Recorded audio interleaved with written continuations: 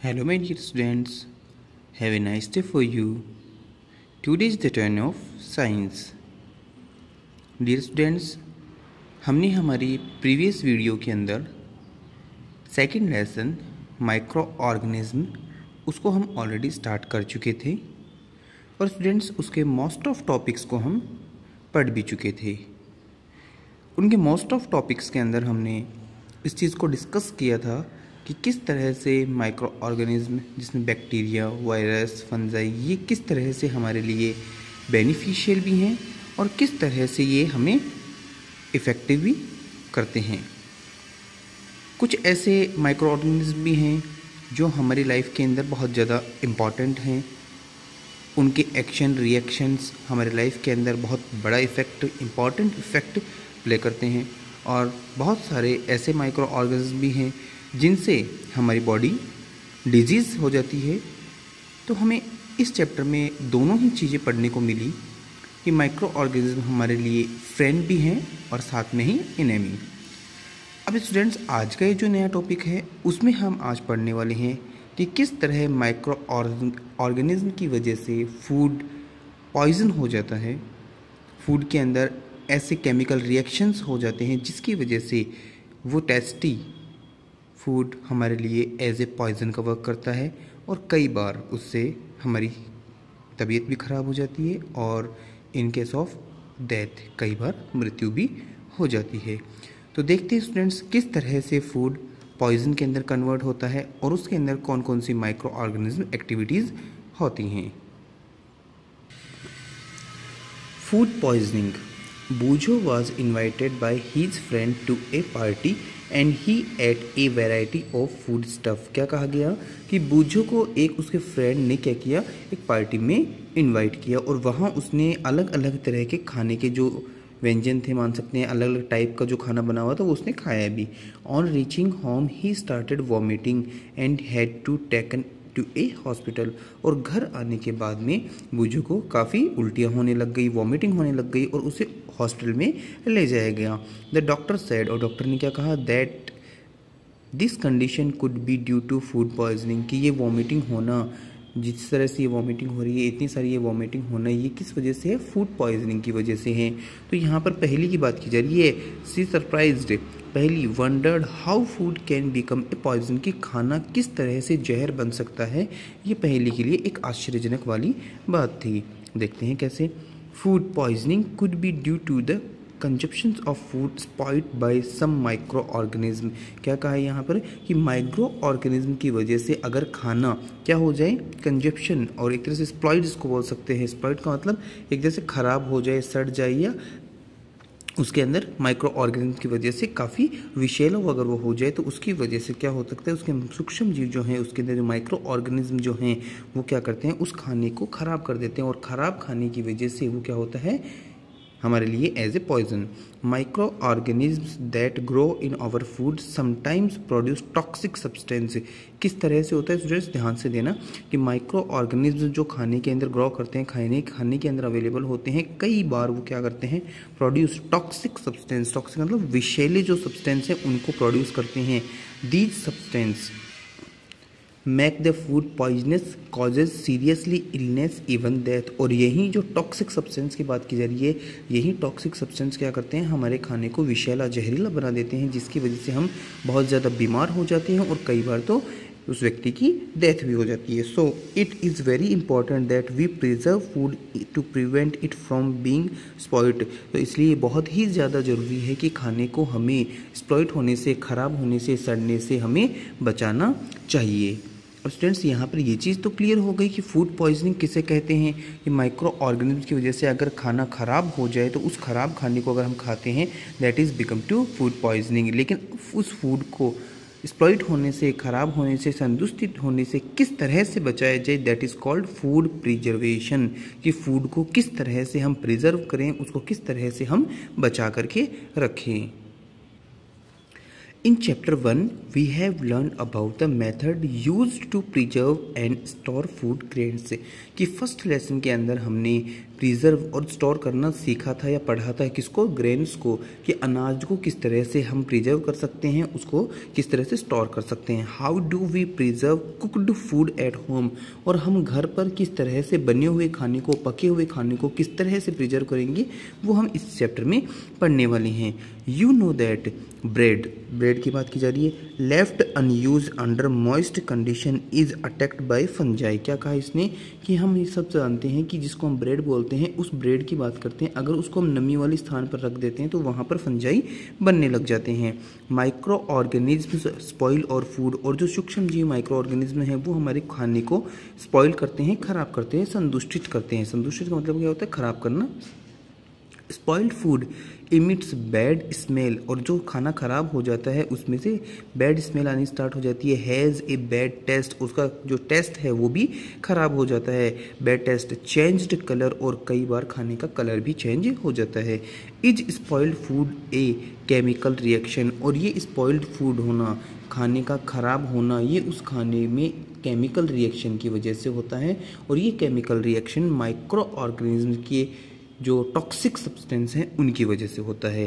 पहेली, बाउट सम मैंगोज, पहेली कुछ मैंगोज लेकर के आती है, but she could not eat them, वो उनको खाती नहीं है। फॉर ए फ्यू डेज, कुछ दिनों तक वो उनको खाती नहीं है। Later she found that they were spoiled, और वो देखती है कि वो मैंगोज स्पॉइल्ड होने, खराब होने शुरू हो जाते हैं। एंड रॉटन, गड़ने, सड़ने और गलने लग जाते हैं। बट सी नोज दैट, वो जानती है, क्या जानती है वो, the mangoes pickle her grand mother makes does not spoiled for a long time, वो ये भी जानती हैं कि इन्हीं आम का जो अचार है, जो पिकल का मतलब अचार जो उनकी दादी बनाती है, वो क्या होता है, स्पॉइल्ड फॉर लॉन्ग टाइम, वो कभी भी ख़राब नहीं होता और एक लंबे समय तक बना हुआ रहता है। सी कन्फ्यूज्ड, और वो कन्फ्यूज हो जाती है कि वो जो मार्केट से मैंगोज लेकर के आई है वो कुछ ही दिनों में ख़राब होने शुरू हो गए, सड़ने लग गए, गलने लग गए, जबकि उनकी दादी जो आम का अचार बनाती है वो बहुत दिनों तक चलता है और वो स्पॉइल भी नहीं होता। तो ये रीज़न क्या है इसका, वो कंफ्यूज हो गई। Let's study us common methods to preserving food in our homes, कि हमारे घर पर हम खाने को किस तरह से प्रिजर्व कर सकते हैं, उसके कुछ मेथड्स यहाँ पर स्टडी करते हैं। We have to save it from attack of micro organism, और माइक्रो ऑर्गेनिज्म के से या माइक्रो ऑर्गेनिज्म के आक्रमण से, माइक्रो ऑर्गेनिज्म के अटैक से हम हमारे खाने को कैसे बचा सकते हैं, उनके कुछ जो होम ट्रिक्स हैं उनको हम यहाँ स्टडी कर रहे हैं। सबसे पहले बात की जा रही है केमिकल मेथड्स। केमिकल मेथड्स क्या होते हैं, सॉल्ट एंड, यहाँ पर देखा ईडेबल ऑयल्स, जो हमारा खाने में काम में आने वाला जो तेल है उसकी बात करते हैं, are the common chemicals generally use to check the growth of micro organism. क्या कहा यहाँ पर कि जो नमक और जो खाने में काम में आने वाला जो तेल है उसको हम नॉर्मली यूटिलाइज करते हैं कि किस तरह से या कितनी माइक्रो ऑर्गेनिज्म की ग्रोथ हो रही है। Therefore they are called preservatives, तो इनको हम प्रिजर्वेटिव्स कहते हैं, या फिर हम इनको हिंदी में बोल सकते हैं परिरक्षक। We add salt and acid preservative to pickle to prevent the attack of microbes। आपने देखा होगा कि अचार के अंदर हम नमक और तेल दोनों को यूटिलाइज करते हैं, वो इसीलिए यूटिलाइज किया जाता है ताकि अचार के अंदर माइक्रो ऑर्गेनिज्म की ग्रोथ नहीं हो। Sodium benzoate and sodium metabisulphite are common preservative. यहाँ पर दो केमिकल का भी नाम दे रखा है, जिसमें सोडियम बेंजोइट दे रखा है और सोडियम मेटाबाइसल्फाइड दे रखा है। ये दोनों भी क्या हैं, preservatives. These are also used in jams and squash to check their spoilage, और यहाँ पर इनको यूटिलाइज किया जाता है जेम्स के अंदर और साथ में ही किसके अंदर, एक और स्क्वेस के अंदर इसको यूटिलाइज किया जाता है। किस चीज़ के लिए, कि वहाँ पर स्पॉइलेज नहीं हो, खाना वो ख़राब नहीं हो। तो ये पर यहाँ पर केमिकल मेथड्स बता रखे कि केमिकल मेथड्स से हम किस तरह से खाने को प्रिजर्व कर सकते हैं, उसको बचा सकते हैं, और जिससे हम खाने को स्पॉइल होने से बचाते हैं उनको हमने नाम दिया प्रिजर्वेटिव्स। अब नेक्स्ट देखते हैं students, preservation by common salt. नमक से हम किस तरह से खाने को प्रिजर्व कर सकते हैं। Common salt has been we use to preserve meat and fish for ages. क्या कहा इसने, नॉर्मली नमक से हम क्या करते हैं, मांस मछली जो है उनको, मीट एंड फिश, इसको हम क्या करते हैं, परिरक्षित करते हैं या फिर इसको प्रिजर्व करते हैं। Meat and fish are covered with dry salt. क्या कहा इसने, मीट और फिश इसको कवर्ड किया जाता है ड्राई सॉल्ट, सूखे नमक से। Check the growth of bacteria, bacteria को ग्रोथ करने से इसको हम रोक सकते हैं। Salt is also use preserve amla, और सॉल्ट को किस चीज़ में, आंवला, रॉ मैंगोज कच्चे आम, और टर्माइंड, इन सब चीज़ों को, इमली जिसको हम बोल सकते हैं, इनको प्रिजर्व करने में हम किस चीज़ को काम में लेते हैं? आम को काम में लेते हैं, सॉरी नमक को काम में लेते हैं। नॉर्मली नमक को यूटिलाइज़ किया जाता है किसके अंदर? आंवला जो है उसको प्रिजर्व करने में, कच्चे आम जो है उनको प्रिजर्व करने में, और साथ में ही टर्मेराइट का मतलब इमली, इसको हम प्रिजर्व करते हैं नमक की हेल्प लेकर के। नेक्स्ट बताया जा रहा है preservation by sugar. Jams, jelly and squares are preserved by sugar. Sugar reduce the moistures content which inhibit to growth of bacteria which spoil food. Jams, jelly और स्क्वेयर्स के अंदर इसको प्रिजर्व करने के लिए शुगर को काम में लेते हैं, और शुगर क्या करती है? रेड्यूस करती है किसको? मॉइस्चर्स जो है उसको रेड्यूस करती है, और जो क्या करती है? Inhibited to growth of bacteria and spoil food, जो बैक्टीरिया की ग्रोथ के लिए होता है। किस चीज़ को? मॉइस्चर क्या करता है? बैक्टीरिया ग्रोथ करवाता है, और ये शुगर क्या करती है? उसी मॉइस्चर को कम कर देती है, जिससे बैक्टीरिया ग्रोथ रुक जाती है और खाना खराब नहीं होता। Next, preservation by oil and vinegar, कि ऑयल, तेल से और विनेगर से किस तरह से हम प्रोटेक्ट कर सकते हैं हमारे खाने को खराब होने से। Of pickle, because bacteria can not live in such of environment, की बैक्टीरिया की ग्रोथ रोकने के लिए हम ऑयल और विनेगर को यूटिलाइज करते हैं किसमें? पिकल्स में, अचार में। Vegetables, fruits, fish and meat are often preserve by this method, इन सभी चीज़ों को, वेजिटेबल्स को, फिश को, मीट को और फिश फ्रूट्स को, इनको भी हम प्रिजर्व करते हैं इनको यूटिलाइज करके। नेक्स्ट इसमें रखा है हॉट एंड कोल्ड, ये नॉर्मली हम हमारे घरों में भी यूटिलाइज करते हैं। ऑब्वियसली जो ऊपर सारी चीज़ें बता रखी है ये भी हम घर में यूटिलाइज करते हैं, लेकिन मोस्ट ऑफ हम इस चीज़ को तो देखते ही रहते हैं। You must have observe your mother boiling milk before it start और यूज, कि आपने अपनी मम्मी को देखा होगा दूध को गर्म करते हुए। वाई वी, हम ऐसा क्यों करते हैं? Boiling kills many micro organism, जब भी हम दूध को उबालते हैं तो उस दूध में अवेलेबल जो माइक्रो ऑर्गेनिज्म जो हैं वो नष्ट हो जाते हैं, खत्म हो जाते हैं, मर जाते हैं। और साथ में similarly we keep our food in the refrigerator, और अब हम रेफ्रिजरेटर में अगर किसी चीज़ को रखते हैं ठंडा करने के लिए, सेम वही चीज़ होती है, गर्म करके हमने मॉइस्चर्स को माइक्रो ऑर्गेनिज्म को नष्ट किया। यहाँ पर लो टेम्परेचर की बात की जा रही है। Low temperature inhibited to growth the microbes, और जो कम टेम्परेचर है, ठंड जो है, वो भी माइक्रो ऑर्गेनिज्म की ग्रोथ को रोकती है। तो यहाँ पर स्टूडेंट्स हमने वो सारी चीज़ें पढ़ी हैं जिनसे हम क्या करते हैं? माइक्रो ऑर्गेनिज्म की जो ग्रोथ है उनको रोक सकते हैं। सबसे पहले केमिकल मेथड्स पढ़ा, फिर प्रिजर्वेशन बाय सॉल्ट पढ़ा, फिर शुगर से, और फिर ऑयल और विनेगर से, और लास्ट हमने हीट और कोल्ड ट्रीटमेंट भी देखे, जिनसे हम क्या कर सकते हैं? माइक्रो ऑर्गेनिज्म की जो ग्रोथ है उसको रोक सकते हैं। व्हाई डज द मिल्क, देखो यहाँ पर एक बहुत ही इंटरेस्टिंग क्वेश्चन भी है और साथ में उसका आंसर भी है, और ये जीके के लिए, हमारे जनरल नॉलेज के लिए हमें पता भी होना चाहिए। Why does the milk that comes two packets not spoil, और जो पैकेट्स में जो दूध आता है वो स्पॉइल क्यों नहीं होता, ख़राब क्यों नहीं होता? My mother told me that the milk is pasteurised. What is pasteurisation? देखो यहाँ पास्चुराइज्ड और पास्चुराइजेशन क्या है, इस चीज़ को यहाँ पर हम समझने वाले हैं। स्टूडेंट्स नॉर्मली हम सिटीज़ की बात करते हैं, शहरों के अंदर नॉर्मली दूध हम पैकेट्स के अंदर लेकर के आते हैं। वो पैकेट्स के अंदर दूध ख़राब क्यों नहीं होता, ये हमारे लिए जानना बहुत ज़रूरी है। क्यों नहीं होता देखते हैं। Pasteurised milk can be consumed without boiling, और पास्चुराइज जो दूध आता है उसको हम बिना गर्म किए काम में ले सकते हैं। It is free from harmful microbes, और इसके अंदर हमें नुकसान देने वाले माइक्रोब्स नहीं होते। The milk is heated is about 70 degree Celsius for 15 to 30 seconds and that suddenly chilled and stored.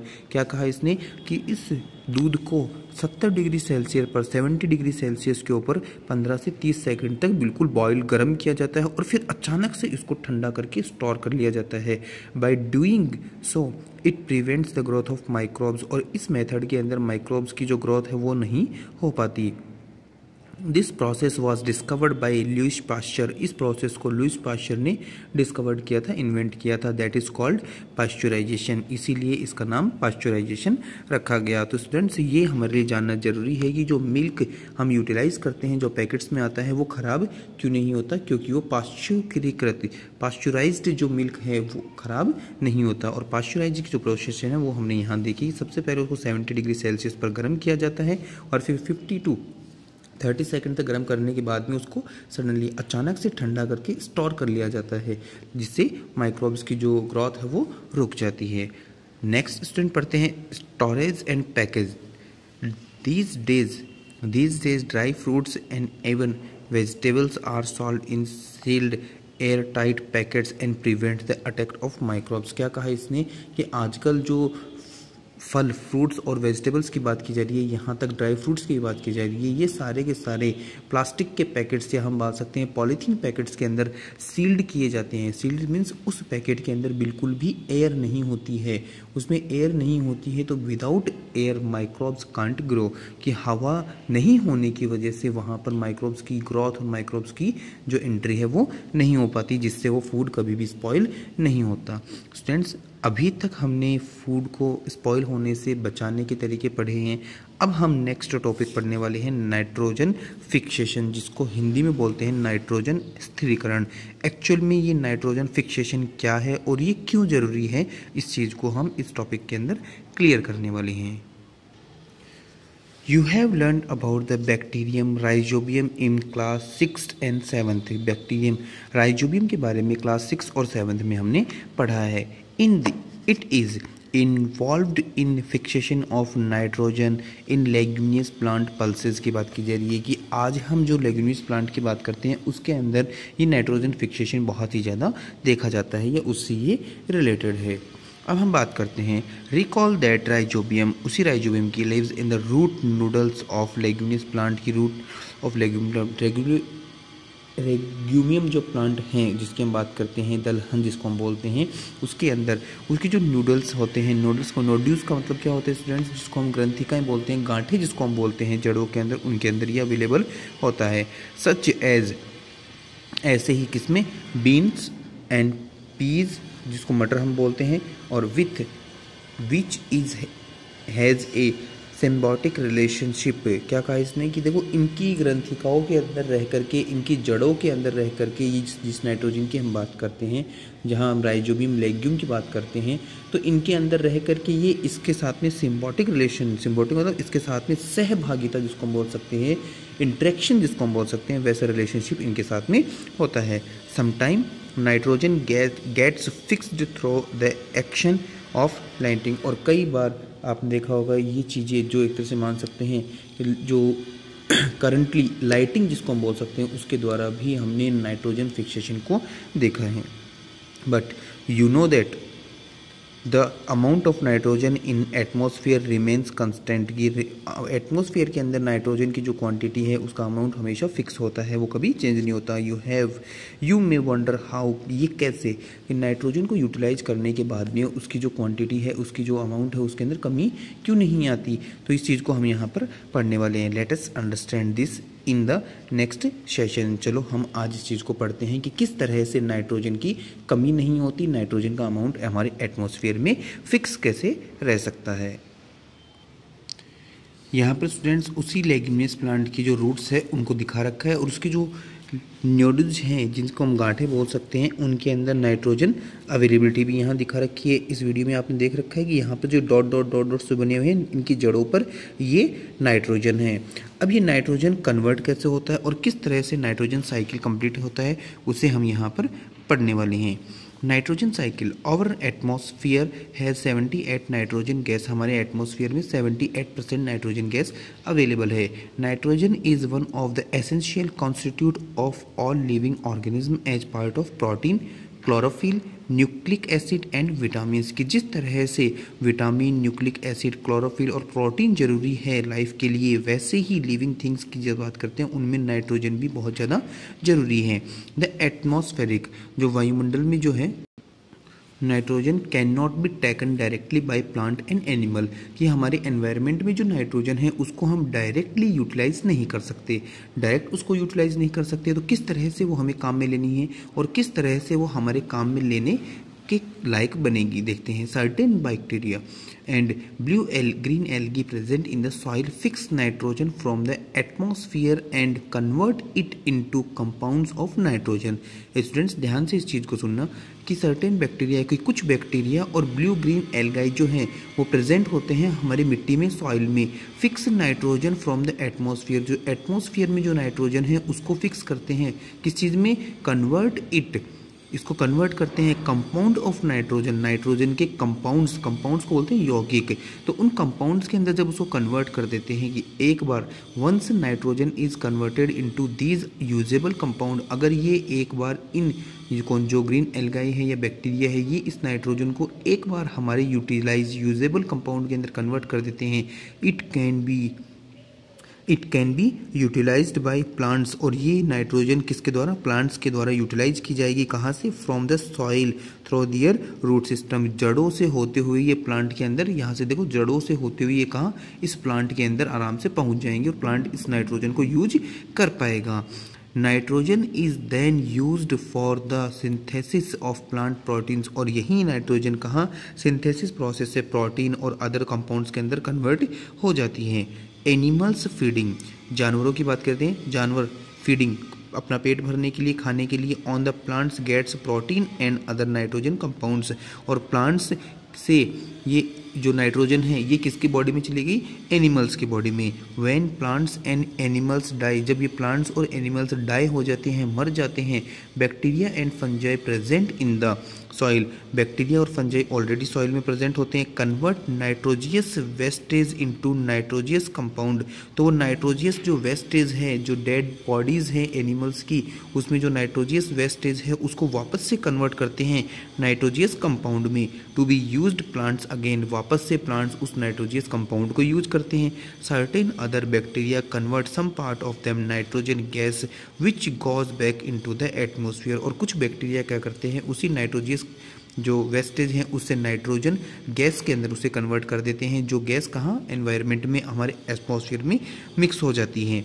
As a result percentage of nitrogen in the atmosphere remains more or less constant. इसीलिए कहते हैं कि हमारे environment के अंदर nitrogen gas कभी भी कम और ज़्यादा नहीं होती, उसकी जो क्वांटिटी है वो कभी भी कम ज़्यादा नहीं होती है, वो वैसी की वैसी बनी रहती है। स्टूडेंट्स, यहाँ पर हमने कम्प्लीटली नाइट्रोजन साइकिल को स्टडी किया। इसके जो पिक्चराइजेशन यहाँ पर दे रखी है, एक डायग्राम से इसे क्लियरली समझा रखा है, इसे भी हम समझते हैं। शुरुआत करते हैं स्टूडेंट्स यहाँ से। Compound of nitrogen in the soil, जब मिट्टी के अंदर कंपाउंड्स बन जाएंगे फंजाई और जो एल्गाई है जो बैक्टीरिया की वजह से, तो यहाँ पर अपटेक बाय द प्लांट्स, इसको प्लांट्स यूटिलाइज करेंगे। प्लांट से कहाँ, animal Yeats plants, animals plant को ईट करेंगे, और एनिमल्स जब डेड हो जाएंगे तो उनके नाइट्रोजियस जो वेस्टेज हैं उनसे वापस नाइट्रोजियस कंपाउंड बनेंगे और वापस मिक्स हो जाएंगे। ये एक यहाँ पर नाइट्रोजन साइकिल बना।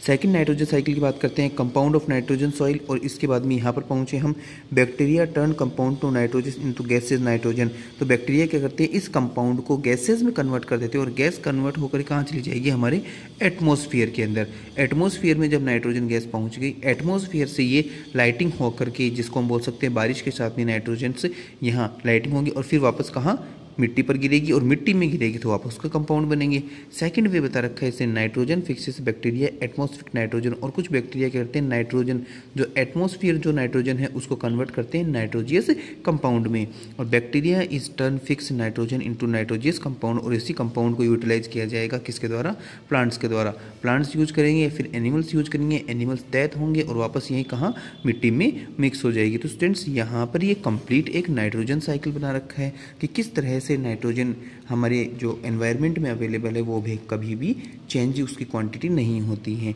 स्टूडेंट्स, आज के इस वीडियो में हमने सबसे पहले फूड पॉइजनिंग के जो टॉपिक थे उनको कंप्लीट किया, और उसके बाद में जब हम फूड प्रिजर्वेशन की बात कर रहे थे, खाने को किस तरह से हम स्पॉइल होने से बचाते हैं उसकी भी हमने स्टडी की।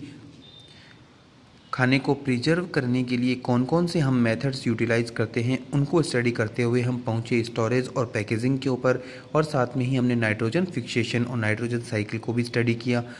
इन सब चीज़ों को स्टडी करते हुए एक चीज़ जो हमारे जो नॉर्मली जनरल नॉलेज के लिए और हमारे अच्छे टॉपिक्स जिसको हम बोल सकते हैं हमारे मेमोराइज के लिए, पाश्चुरीकृत जो हम मिल्क बात करते हैं उनकी भी हमने स्टडी यहाँ पर की। तो स्टूडेंट्स, आज के इस वीडियो के अंदर हमने इस चैप्टर को कंप्लीट करते हुए इस वीडियो को बनाया है। नेक्स्ट वीडियो में स्टूडेंट्स आपके सामने इसी चैप्टर के क्वेश्चन आंसर्स होंगे। इस चैप्टर के अंदर आज जितना आपको पढ़ाया गया उसे आप कंप्लीट स्टडी करेंगे। इसको समझेंगे। आई होप दैट कि जिस तरह से आपको समझाया जा रहा है, बताया जा रहा है, किसी भी तरह की कन्फ्यूजन और क्यूरीज नहीं होगी। अगर फिर भी किसी भी तरह की कन्फ्यूजन और क्यूरीज हो, आप कमेंट कर सकते हैं, कॉल कर सकते हैं। Once again have a nice day for you. Thank you so much.